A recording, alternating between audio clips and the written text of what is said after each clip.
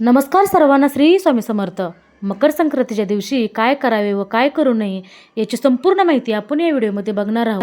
इंग्रजी नवीन वर्षाची सुरुवात झाली की पहिलाच येणारा सण म्हणजे मकर संक्रांती होय. जेव्हा सूर्य मकर राशीत प्रवेश करतो तेव्हा मकर संक्रांती येत असते. मकर संक्रांत हा सौभाग्यवती स्त्रियांसाठी खूप खास सण मानला जातो, कारण प्रत्येक स्त्रियांना छानसं तयार व्हायला खूप आवडत असतं. त्यामुळे मकर संक्रांतीचा दिवस स्त्रियांसाठी खूप मोठा सण आहे. हा खूप मोठा दिवस आहे. आज आपण या व्हिडिओमध्ये मकर संक्रांती कशावर आली आहे व सौभाग्यवती स्त्रियांनी या दिवशी कोणत्या रंगाची साडी नेसावी, त्याचबरोबर कोणत्या रंगाची साडी चुकूनही नेसू नये, शिवाय संक्रांतीसाठी कोणते शुभ रंग आहेत, बांगड्या भरताना कोणत्या रंगाच्या बांगड्या अजिबात घालायच्या नाहीत आणि कोणत्या प्रकारच्या बांगड्या घालाव्या, बोरनान किंक्रांत म्हणजे काय, अशी बरीच माहिती तुम्हाला आजच्या व्हिडिओतून देणार आहे. त्याआधी चॅनलवर नवीन असाल तर आपल्या या चॅनलला सबस्क्राईब करा आणि व्हिडिओला लाईक नक्की करा. मकर संक्रांत 2026 ही 14 जानेवारीला बुधवारी आहे. पौष महिन्यात जेव्हा सूर्य मकर राशीत प्रवेश करतो या दिवसापासून सूर्याचे उत्तरायण सुरू होतं. म्हणजेच सूर्य हा पूर्वेलाच उगवतो, पण तो उत्तरेकडे थोडासा झुकलेला दिसतो आणि या संक्रांतीपासूनच वातावरणातील थंडी ही हळूहळू कमी होत जाते आणि संक्रांतीपासूनच दिवस हा हळूहळू मोठा होत जातो. मकर संक्रांतीला स्नान, दान, धर्म, देवाचे दर्शन, तप याला विशेष महत्त्व आहे. या दिवशी पवित्र नद्यांमध्ये स्नान करणं खूप पुण्यकारक मानलं जातं. संक्रांत जवळ आली की बायका आपापसात चर्चा करत असतात की यंदा संक्रांत कशावरती आली आहे. चला तर मग पाहूयात. यंदा मकर संक्रांतीचा जो काही पुण्यकाळ आहे तो बुधवार 14 जानेवारी 2026ला दुपारी ठीक 3:06 सूर्य हा मकर राशीत प्रवेश करणार आहे. तर संक्रांतीचा पुण्यकाळ हा 3:06 ते सूर्यास्तापर्यंत आहे. म्हणजेच 6:20 ते 6:30 असणार आहे आणि हा 3:06 ते 6:20 पुण्यकाळ मानला जातो. याच कालावधीमध्ये तुम्ही दान, धर्म, कर्म करू शकता. हिंदू धर्मात संक्रांत ही एक देवता मानली गेली असून प्रतिवर्षी ती येताना वेगवेगळ्या वाहनांवर बसून येते. यावर्षी मकर संक्रांत वाघावर बसून आली आहे. संक्रांतीचे वाहन वाघ असून उपवाहन हा घोडा आहे. तिने पिवळ्या रंगाचे वस्त्र परिधान केलेले असून हातामध्ये गदा घेतलेला आहे. तिने केशरचा तिलक देखील लावलेला आहे आणि वयाने ती कुमारी आहे व बसलेल्या अवस्थेत असून तसेच वासाकरता जाईचे फूल तिने घेतलेले. पायस म्हणजे खीर भक्षण करत आहे. सर्प जाती आहे. भूषणार्थ तिने मोती धारण केला आहे. वार व नक्षत्र मंदाकिनी असून सामुदाय मुहूर्त 45 आहेत. पूर्वेकडून पश्चिमेस ती जात आहे व वायव्य दिशेस पाहत आहे. संक्रांतीने ज्या वस्तू परिधान केल्या आहेत त्या वस्तू महाग होतील. संक्रांत जेथून आली आहे त्या लोकांना सुख मिळेल. या दिवशी सूर्याला चंदन मिसळून जल अर्पण केल्याने पद मान वाढतो. तसेच संक्रांतीच्या दिवशी दात घासणे वर्ज्य आहे. वर्ज्य आहे म्हणजे यामागेही काहीतरी शास्त्रीय कारण आहे. का आपण नेहमीच कोलगेटने टूथपेस्टने दात घासत असतो, तर त्या दिवशी तुम्ही आंब्याच्या काडीने 1 दिवस दात घासले तर ते आपल्या शरीरासाठी सुद्धा चांगले असते. तसेच या दिवशी मोठ्यांचा अपमान होईल अशी कोणतेही कार्य आपल्याला चुकून देखील करायचे नाही. आपल्या घरामध्ये चुकूनही मांसाहार बनवता कामा नये. आता बघा, संक्रांतीला स्त्रियांना प्रश्न पडलेला असतो की या दिवशी कोणत्या रंगाची साडी नेसावी किंवा कोणत्या रंगाची साडी नेसू नये. तर आपल्या धर्मामध्ये प्रत्येक रंगाचं एक वेगळं आणि अनन्यसाधारण असं महत्त्व आहे, कारण प्रत्येक रंग तुम्हाला एक वेगळी ऊर्जा प्रदान करतो. काही रंग सकारात्मक शुभदायी लहरी प्रदान करतात तर काही रंग अशुभ मानले जातात. प्रत्येक कार्यासाठी किंवा देव कार्यासाठी हे रंग वापरले जातात. त्यामध्ये पहिला रंग आहे तो म्हणजे हिरवा. हिरवा रंग हा सौभाग्याचं प्रतीक मानला जातो. कारण बघा नवरी लग्नामध्ये हिरव्या रंगाचा चुडा भरते किंवा महिला लग्न झाल्यावर किंवा हिरव्या रंगाच्या बांगड्या हातात घालतात, कारण त्यामुळे त्यांच्या पतीचं आयुष्य वाढते असं धर्मशास्त्र सांगते. त्याचबरोबर शास्त्रातही हिरव्या रंगाला खूप महत्त्व आहे. आपण देवीची ओटी भरताना सुद्धा हिरव्या रंगाचा ब्लाऊज पीस किंवा हिरव्या रंगाची साडी घेतो. त्यावरून हिरवा रंग हा देवीला किती प्रिय आहे तर ते आपल्याला समजतं. त्यामुळे जर शक्य झालं तर तुम्ही किंवा तुमच्याकडे असेल तर हिरव्या रंगाची साडी संक्रांती दिवशी अवश्य नेसा. पण हिरव्या रंगाची साडी नसेल तर आपल्या हिंदू धर्मशास्त्रामध्ये लाल रंग हा सुद्धा खूप शुभ मानला जातो. तुम्हाला रोज देवाची पूजा करताना किंवा कोणतीही पूजा मांडताना आपण पाटावरती लाल रंगाचे वस्त्र हे टाकत असतो. कारण लाल रंग हा सर्व देवांना त्याचबरोबर माता लक्ष्मीला सुद्धा अत्यंत प्रिय आहे. हा रंग सौभाग्याचं, उमंग, ध्येय आणि नवीन जीवनाचं प्रतीक मानला जातो. त्याचबरोबर आपल्याला सौभाग्यातील एक सर्वात महत्त्वाची गोष्ट म्हणजे कुंकू हे सुद्धा लालच रंगाचं असतं. कारण की सौभाग्यातील सगळ्यात महत्त्वाची गोष्ट म्हणजे हळदी कुंकू. त्यामधील कुंकवाचा रंग हा लाल असतो. त्यामुळे लाल रंगाचं महत्त्व हे खूप जास्त आहे. त्यामुळे शक्य असेल तर तुम्ही मकर संक्रांतीला लाल रंगाची साडीसुद्धा नेसू शकता. पुढचा रंग आहे केसरी. केसरी रंगाची साडीसुद्धा तुम्ही नेसू शकता. हा केसरी रंग त्याग, ज्ञान, शुद्धता आणि सेवेचं प्रतीक आहे. तुम्ही केशरी रंगाची साडी जर घातली तरी तुम्हाला सुद्धा एक नवीन प्रकारची ऊर्जा मिळते. त्यानंतर सर्वात स्त्री वर्गांचा आवडीचा रंग म्हणजे गुलाबी रंग. गुलाबी रंग हा प्रत्येक स्त्रीला खूप आवडत असतो. गुलाबी रंग हा प्रेमाचा रंग मानला जातो. तसेच हा रंग आनंदाचा प्रतीकसुद्धा मानला जातो. गुलाबी रंग हा नेहमी स्त्रियांना आकर्षित करत असतो. स्त्रीचं वय काहीही असो तरी देखील त्यांना गुलाबी रंग हा आवडतोच. गुलाबी रंगाचे कपडे परिधान केल्यामुळे आपलं मन देखील खूप प्रसन्न होत असतं. वेगळीच आपल्यामध्ये एक एनर्जी पाहायला मिळते. गुलाबी रंगामुळे सुख, समाधान येतं आणि मनसुद्धा शांत राहतं. त्यामुळे गुलाबी रंगाचं वेगळंच असं काही महत्त्व आहे. त्यामुळे तुम्हाला संक्रांतीला गुलाबी रंगाची साडी अवश्य घाला किंवा तुम्ही नेसू शकता. हे झाले शुभ रंग. आणि संक्रांती दिवशी अशा रंगाचे कपडे परिधान केल्यामुळे हे रंग बाहेरची उष्णता शोषून घेतात आणि आपलं शरीर उबदार ठेवतात. थंडीपासून आपलं संरक्षण व्हावं म्हणून गडद रंगाचे कपडे या दिवशी घातले जातात. त्याचबरोबर तुम्ही चिंतामणी कलर, पोपटी कलर, राणी कलर, क्रीम कलर अशा रंगाच्या साड्यासुद्धा नेसू शकता. तसेच या दिवशी काळ्या रंगाची साडी आवर्जून घातली जाते.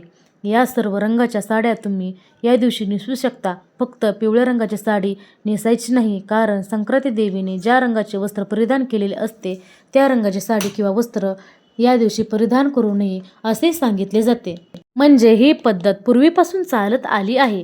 यावर्षी म्हणजे 2026ला यंदा संक्रांत पिवळ्या रंगावर आली आहे. त्यामुळे यावर्षी संक्रांतीला पिवळ्या रंगाची साडी आपण चुकूनही नेसायची नाही.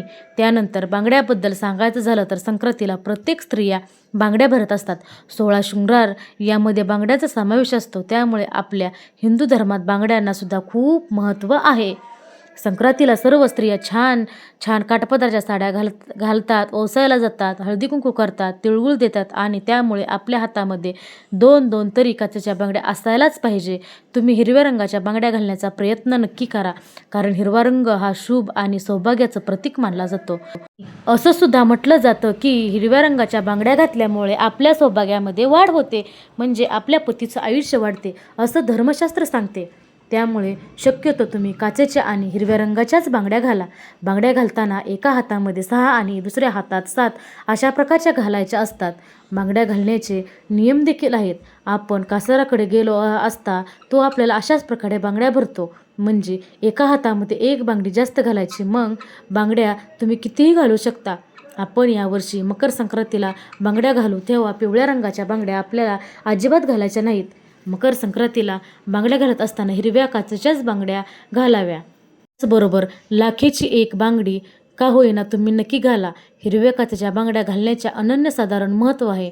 तुम्ही सोन्याच्या कितीही बांगड्या घातल्या तरी देखील काचेच्या हिरव्या बांगड्या आवर्जून घाला. बांगड्या घालत असताना मेटलच्या बांगड्या किंवा प्लास्टिकच्या बांगड्या चुकून देखील घालू नका. तर बऱ्याच जणांना असा प्रश्न पडतो की संक्रांती पिवळ्या रंगावर आली आहे त्यामुळे आपण हळद लावावी का? तर हळद ही पिवळ्या रंगाची असते तरी देखील आपण हळद लावू शकतो. कारण की देवीने केशरचा टिळा लावलेला आहे. त्यासाठी केशरचा जो टिळा आहे तर तो आपल्याला या दिवशी लावायचा नाही आणि आपण पिवळ्या रंगाची हळद वापरली तरी काहीही हरकत नाही. फक्त वस्त्रासाठी आपल्याला पिवळा रंग आहे तो वर्ज्य करायचा आहे. सणासुदीला आपण दागिने घालत असतो. कारण की दागिन्यांशिवाय आपला कोणताही शृंगार हा पूर्ण होत नाही. तर सोन्याचे दागिने देखील पिवळ्या रंगाचे असतात. तर मग संक्रांतीला सोन्याचे दागिने घालावे का? असा प्रश्न देखील बऱ्याच जणांना पडतो. कारण फक्त आपल्याला वस्त्राचा तर तुम्ही दागिने हे घालू शकता, कारण फक्त आपल्याला वस्त्राचा जो रंग आहे तो पिवळा आपल्याला वर्ज्य करायचा आहे. सोन्याचे दागिने, हळद तुम्ही वापरू शकता. यावर्षी मकर संक्रांतीला संक्रांती देवीने मोती धारण केलेला आहे, त्यासाठी तुम्ही मोत्याचे दागिने जे आहे तर ते दागिने वापरायचे नाहीत. या व्यतिरिक्त तुम्ही सोन्याचे दागिने वापरू शकता. यावर्षी संक्रांतीने देवीने वासाकरता जाईचे फूल घेतलेले आहे. त्यामुळे आपल्याला जाईच्या फुलाचा गजरा हा अजिबात घालायचा नाही. या व्यतिरिक्त तुम्ही गुलाब, शेवंती, मोगरा, अबोली अशा फुलांचा गजरा घातला तर काहीही हरकत नाही. फक्त आपल्याला जाईच्या फुलाचा गजरा हा वर्ज्य करायचा आहे. यावर्षी संक्रांती देवीने पायस भक्षण करत आहे, म्हणजेच पायस म्हणजे खीर. तर या दिवशी खीर आपल्याला चुकून देखील खायची नाही. तुम्ही कोणतीही खीर या दिवशी खाऊ नका, कारण की देवी जे करत आहे तर ते आपण करू नये असं सांगितलं जातं. त्यासाठी ती पायस भक्षण करीत आहे, म्हणजे खीर खात आहे. त्यासाठी या दिवशी आपल्याला खीर घरामध्ये बनवायची देखील नाही. मकर संक्रांतीच्या दिवशी दान करण्याला अनन्यसाधारण असं महत्त्व आहे. या दिवशी तुम्ही नवे भांडे, गाईला घास, तीळ, पात्र, गूळ, तीळ, सोने, भूमी, गाय, वस्त्र इत्यादीचे दान करू शकता. तर मैत्रिणींनो, बुधवारी 14 जानेवारीला संक्रांत हा सण साजरा केला जाईल. तर गुरुवारी 15 जानेवारी रोजी करिदिन म्हणजे किंक्रात हा सण साजरा केला जाईल. फार वर्षापूर्वी किंक्रासूर नावाचा एक राक्षस होता. तो लोकांना फार पीडा देई. त्याला मारण्यासाठी देवीने संक्रांतीचे रूप घेतले. या संक्रांती देवीने किंक्रासुराला ठार केले आणि लोकांना सुखी केले. देवीने मकर संक्रांतीच्या दुसऱ्या दिवशी किंक्रासूर नावाच्या राक्षसाला ठार मारले आणि त्याच्या जाचातून प्रजेला मुक्त केले. म्हणून हा दिवस किंक्रात म्हणून साजरा केला जातो. पंचांगामध्ये हा सण करिदिन म्हणून देखील ओळखला जातो. हा दिवस खूप शुभ कार्याला घेतला जात नाही. या दिवशी कोणतेही शुभ कार्य केले जात नाही. किंक्रातीच्या दिवशी स्त्रिया कुंकू समारंभ साजरा करतात. या दिवशी स्त्रियांनी शेणात हात घालू नये असे देखील सांगितले जातं. केर कचरा काढण्यापूर्वी वेणी घाला. या दिवशी केस देखील धुतले जात नाहीत. तसेच दुपारी हळदी कुंकू करतात. तर अशा काही प्रथा देखील किंक्रातीला महाराष्ट्रामध्ये पाळल्या जातात.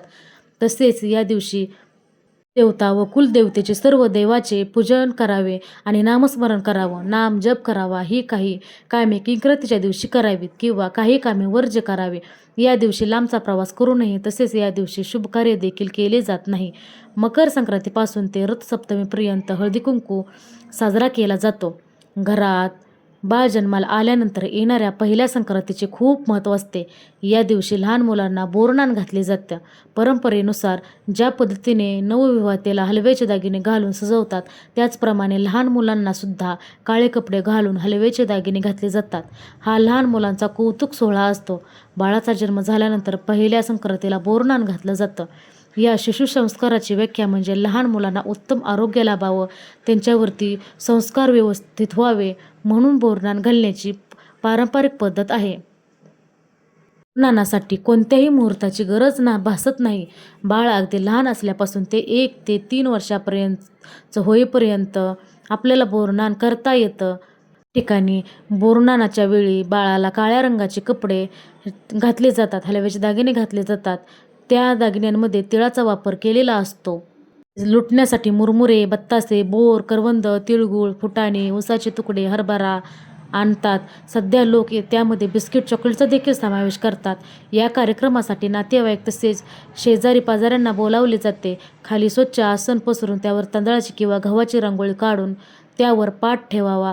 बाळाला त्यावर बसवून ओवाळावे. मग बाळाच्या डोक्यावरून सर्व पदार्थ हळुवारपणे ओतावे. इतर मुलांना ते लुटायला सांगावे. बोरनान का करावं तर मैत्रिणींनो, याच्या संदर्भात अशी म्हटले जाते की करी नावाचा एक राक्षस होता. त्या करी राक्षसाची वाईट दृष्टी व वाईट विचार मुलांवरती पडू नये यासाठी सर्वात आधी हे कृष्णावरती केलं गेलं होतं. नंतर ही प्रथा पडली आणि तेव्हापासून बोरनान केलं जातं. लहान मुले ही कृष्णाच्या स्वरूपात आहेत आणि त्यांच्यावरती करी राक्षसाची वाईट विचार दृष्टी पडू नये असे म्हटले जाते. मुलांचं बोरनान केलं जातं. तसेच शास्त्रांमध्ये बघितलं तर या कालावधीत वातावरणात अनेक बदल होत असतात. लहान मुलांना या बदलत्या ऋतूची बाधा होऊ नये म्हणून सुद्धा बोरनान केलं जातं. या काळात मिळणारी फळे मुलांना खायला घातली जातात. त्यांना मजा हे व्हावी म्हणून अशी फळे वेचून खाण्यासाठी संधी त्यांना दिली जाते. संक्रांतीच्या दिवसापासून ते रथसप्तमीपर्यंत आपल्याला सोयीप्रमाणे कोणत्याही दिवशी तुम्ही बोरनान करू शकता. आजच्या व्हिडिओमध्ये मकर संक्रांतीच्या सणाविषयी संपूर्ण माहिती देण्याचा प्रयत्न केलेला आहे. व्हिडिओ आवडला असेल तर नक्की लाईक करा. नवीन असाल तर नक्की चॅनलला सबस्क्राईब करा आणि शेवटपर्यंत व्हिडिओ बघितल्यामुळे खूप खूप आभारी आहे. धन्यवाद सर्वांना. श्री स्वामी समर्थ. बाळूमामाच्या नावानं चांग भलं.